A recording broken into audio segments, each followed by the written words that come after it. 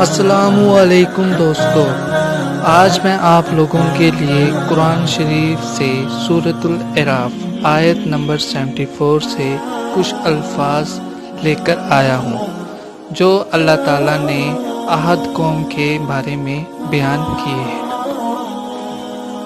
بسم اللہ الرحمن الرحیم۔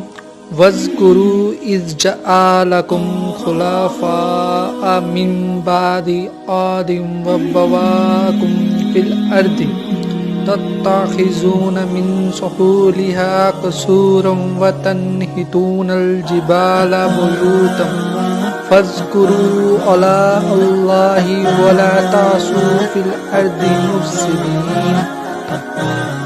And remember, when he made you successors after the ahad and settle you in the land, and you take for yourself places and its plain and carve from the mountains homes, then remember the favor of Allah and do not commit abuse on the earth spreading corruption۔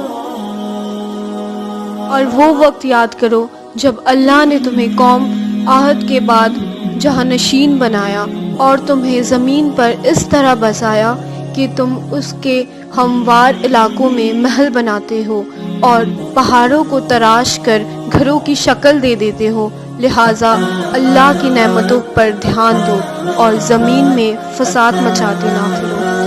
شکریہ۔ اس channel کو like اور subscribe کرنا نہ بھولیں۔ ہم کوشش کرتے رہیں گے کہ آپ کے لیے قرآن کی آیت اور سورت کے اور بھی سارے الفاظ آپ تک پہنچا سکیں۔